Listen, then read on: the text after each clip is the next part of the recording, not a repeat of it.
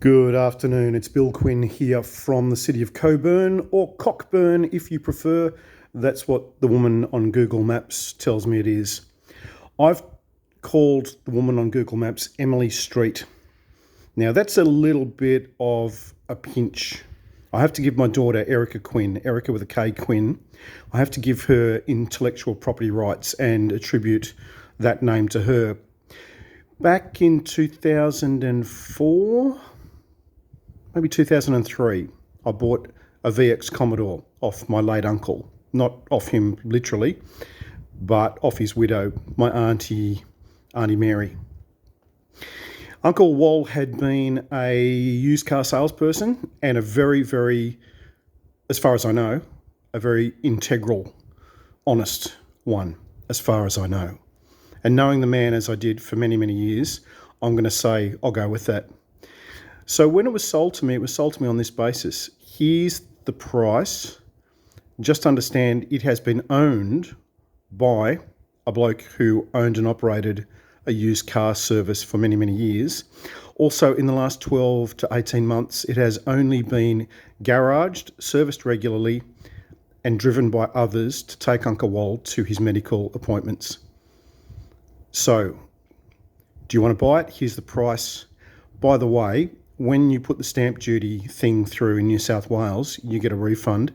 If you would be so kind as to take that refund and give it to Auntie Mary, that would be lovely. And of course I did.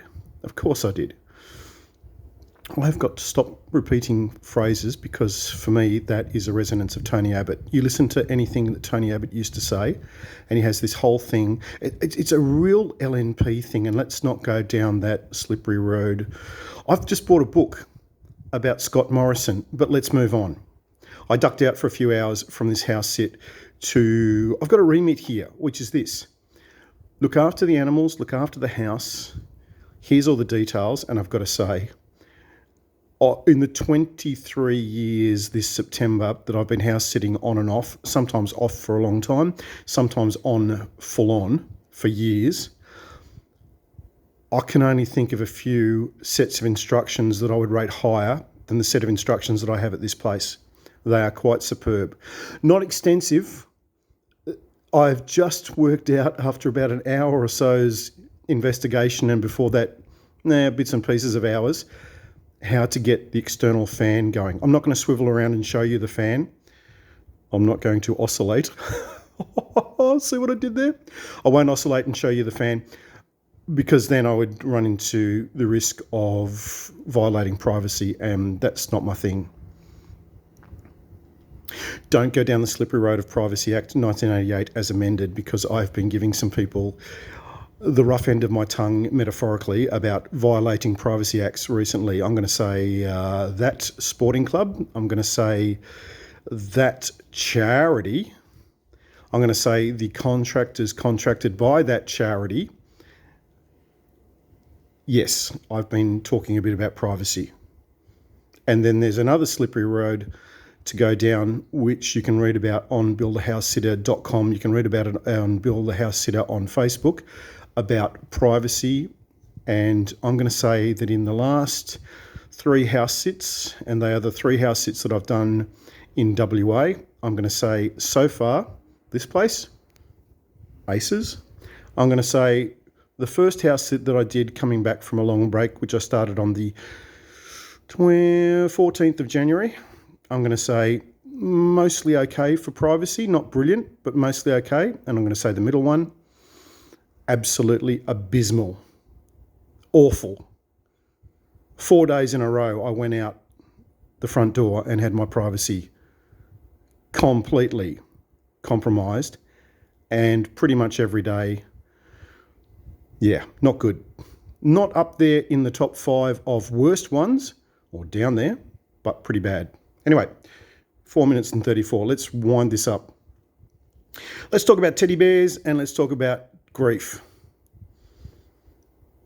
Back in 1995, my late brother, Greg Quinn, was diagnosed with glioma. Now, it was pretty bad. Initially, the diagnosis was pretty good. Ultimately, within a couple of weeks, it became pretty bad and it got worse.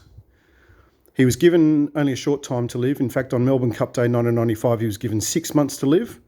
So we're talking May 1996 was his expected exit date. Mercifully, he lasted until 4 a.m. on Saturday, the 22nd of August, 1998. So he got an extra couple of years that Western medical science didn't believe he was due.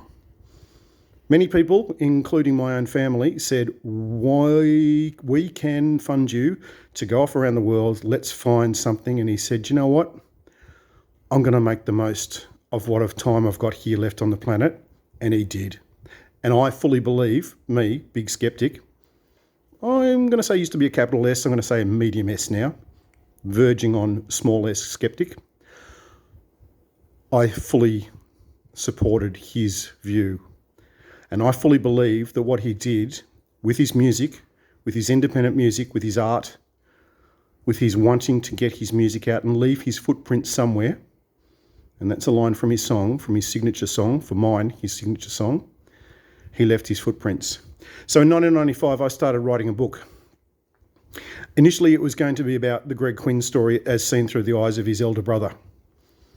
Ultimately, it morphed into, and when I say morphed, I'd written chapters and chapters and chapters in WordPerfect. Yes, it was that long ago. And they are on discs that are in a landfill somewhere because I threw them out after realising I could not crack the password that I'd set many years before. But by that stage, it morphed into something different. And I fully want to write that book about grief, but it's not so much about my story. It's more about other people's story. Because if I have a superpower,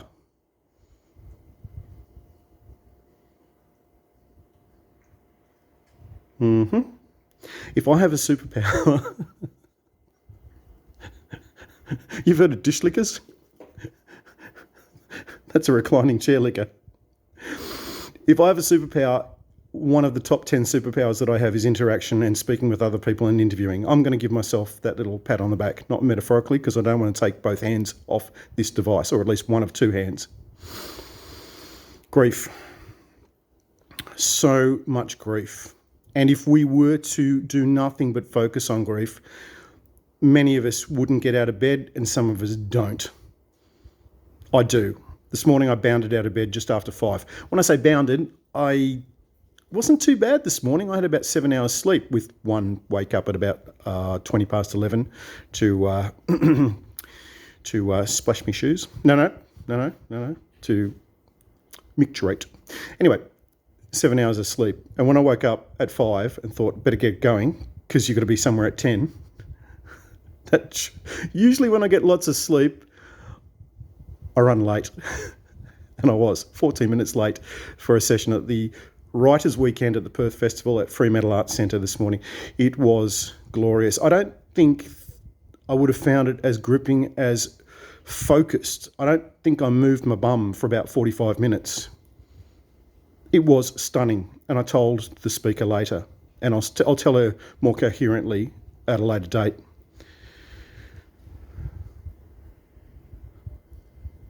I don't believe that if I hadn't have had the last couple of weeks, couple of months, couple of years, lifetime of experience, that I would have been as moved as I was by the speech by Teela Reid, T-E-E-L-A, Reid, R-E-I-D. Teela is a lawyer. Teela comes from Wiradjuri country, and anybody in the folk world from the East Coast will probably know Wiradjuri. John Warner wrote a play, a musical. Opera is on the back of my tongue, but let's just leave it back there. Let's say musical. Yarri of Wiradjuri. It is a hell of a story. Yarri, if my memory serves me correctly, is Y-A-R-I, Yankee Alpha Romeo Indigo, of Wiradjuri. Oh, good, here we go. W-I-R-A-D-J-U-R-I. Let's leave that one there without the phonetic alphabet, without the, call signs, the military thing. Actually, the military ones, shut up, Bill, and get on with it. You're almost up to 10 minutes. Grief. In September 2016, I was house sitting at Capalaba, which is in the southwestern suburbs of the Greater Brisbane area, the Brisbane City Council. It's inland from, I'm going to say, Wellington Point, possibly Victoria Point, or Vicky Point, as it's well known in that area. It's near Alexandra and the lovely Alexandra Hotel, which features in our story. Because on an afternoon, I had left Ted E. Quinn sitting on a table a little bit bigger than that one. And as I drove out in the car owned by the owners, who had given me free-ish rein to use it as I saw fit, I backed the car out into the place by the Coolanwimpin Koala Reserve. Didn't even have to think about that one. And as I backed out, and as I went to put it into gear to take off, it did enter my mind. I've left the two dogs where they should be, in the lounge room, listening to SBS Chill on Channel 39 on the television, and I've left Ted on the table. Yikes. Oh, I'm only going down the pub for an hour. I'm going to have 1.5 beers, as in 1.5, maybe 2 standard units. I'm going to watch the end of the Queensland Cup, and then I'm going to come back. She'd be right. When I got back, Ted was on the floor, and one of his eyes had been very carefully and surgically removed. I think I had that eye for a little while, but I lost it somewhere along the way. Great song that. I Lost an Eye at Nariel Creek by Enda Kenny, not the ex-Prime Minister, ex-President, I forget. They've got very strange names in Eyre, otherwise known as Erin, otherwise known as Ireland. Enda Kenny from Dublin, but most recently for decades and decades from Melbourne. Teddy had lost an eye. And I looked at it and thought, well, I should do something about that. But ultimately I left him as he was, lost the eye, and never went back to get him fixed. It was on my list of things to do. Now, this is Scott Patz. Scott is spelt S''G-O-T, Scott. Patz, P-A-T-Z. Scott Patz is non-binary, not male, not female, identifies as neither. So if you're talking about this bear, you refer to them. Here's the kicker about grief. Ted E. Quinn went missing about just under a week ago. I've done a few things, or many things, gotten in contact with so many different organisations to try and track him down, put in a police report, put him on Lost Perth, Western Australia, Lost and Found Perth, Western Australia on Facebook, have contacted Fringe World Festival, I didn't contact the pub across the road. That's one I've got to get in touch with. Contacted the hotel where I stayed for 5 days. Yesterday morning they rang. And the lovely E. Full Stop, who is on the reception at the Wonil Hotel, W-O-N-I-L Hotel. It's part of the Accor Group. Yep, Accor Group, A-C-C-O-R. He rang. Lovely bloke. I had some issues while I was staying there. I have issues at every hotel. Not that I go looking for them, but it's a new hotel and they're trying very hard, but they need to try a little bit harder. And I gave Eric a little bit of a truncated shopping list of things that they could try harder at. But we left on good terms, and thankfully I did leave on good terms. When I rang back and spoke with somebody else, they took a message. Hadn't heard from them, so I gave that up. Always a bad job. Now, what I do when I stay in hotel rooms, motel rooms, hostels, when I'm at a camping ground, when I'm at a festival, when I house sit, when I'm staying at somebody's place, I do an idiot's check. And I had done a fairly thorough idiot's check at the executive suite at the Wonil Hotel. They gave me an upgrade, which strangely was counter to my needs. But I didn't know that. I didn't even know I'd had an upgrade. I just thought, well, they're new. Wow, you're getting a lot of bang for my buck here in this room. But I did a fairly thorough search before I left.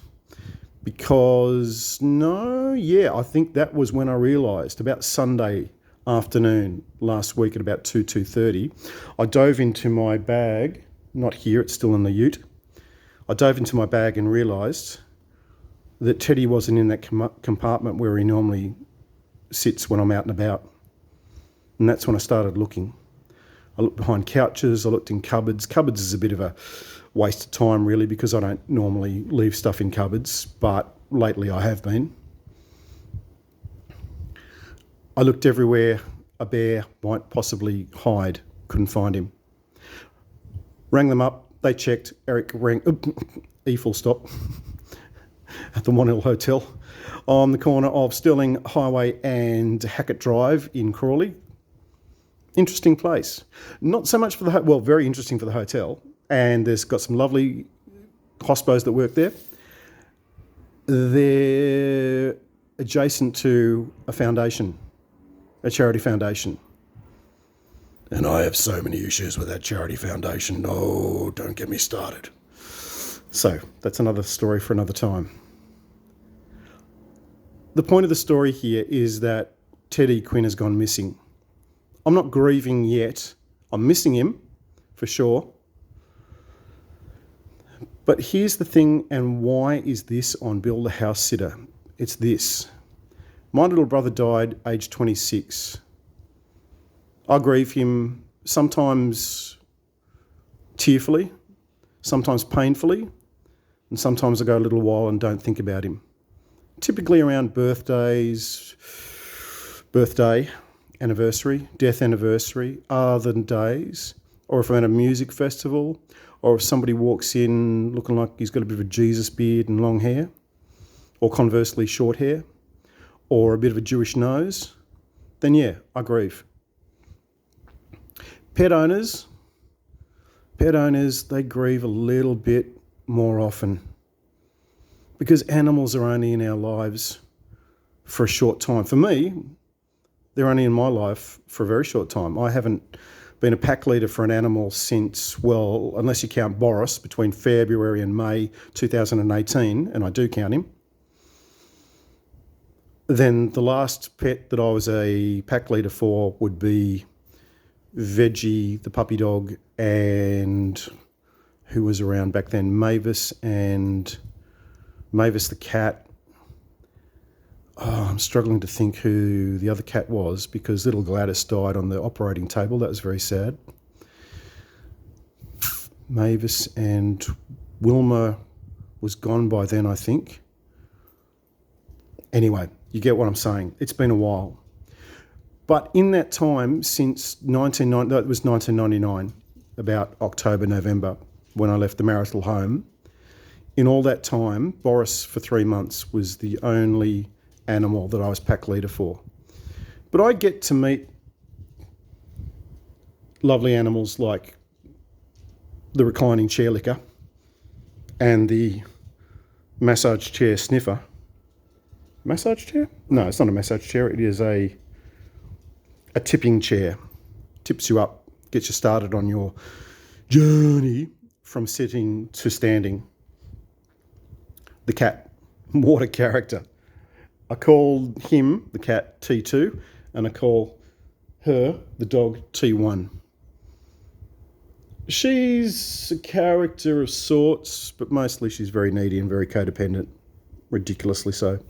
I just came back after a few hours out to the Writers' Festival, the Writers' Weekend at the Perth Festival, and she could not leave me alone. Didn't hear me coming until I was at the front door, which is rare. But then again, we had Sport FM 91.3 going pretty loud. Grief comes in all forms, and it's not for us to say how others should grieve. So if your colleague or your friend is still in grief for a pet that's died 2 or 3 years ago, let them. If somebody's still grieving for their husband that died 7 or 8 years ago, fucking let them. I'm not grieving yet for Teddy Quinn. I have hope. I have a lot of hope. But for now, Scott Patz and I will get on as best we can. Oh, the point of the story was I was out for a few hours. I left them sitting right there, and I knew full well that they were going to be okay. Why? Well, even though I've only known these two animals for just over 2 days, roughly about 2 days when I was leaving, I left about 9:30ish. So we're going to say 2 days less a couple of hours when I ducked out to go down the beach. And then yesterday I ducked out for another couple of hours and went to my storage shed. That's about it. I've been around for the rest, and then I've been sleeping a lot. I know them well enough that they probably wouldn't have harmed them. They wouldn't have harmed Scott Patz. But also, my name's Billy, not silly. Scott Patz has got a little bit of substance on him. Just a little bit of substance. Legal. You buy it in little bottles from the chemist or from the supermarket, and he's got a little bit of two things on him. What he also has, unfortunately, is the little bracelet that, had I left this on Teddy Quinn and not left it off after I gave Teddy Quinn a wash, it's quite possible that Teddy would already be back with me. When you're at school and your mum or your dad or your elder sister or your elder brother put those tags inside your underwear, your clothes, your school shirt, your school jumper, your hat, your coat, on all your books. Yeah, I tend to do that with not everything. I don't do it on my clothes, but I do it with things that I'd rather like to get back, and it works. And on the way back, I was a bit later than I expected because I went on a little bit of a tour and I picked up a couple of things that I'd left behind. And as Mick Thomas famously sang, and I was singing along in the car on the way back here, I think that you'll find you always leave something behind. And the people that we love, the animals that we love, the things that we love, they might be gone, but they always leave something behind. It's Bill Quinn from the city of Cockburn, Friction Penis, or city of Coburn if you want to be more sensible, saying I will see you when I'm looking at you, and bye for now.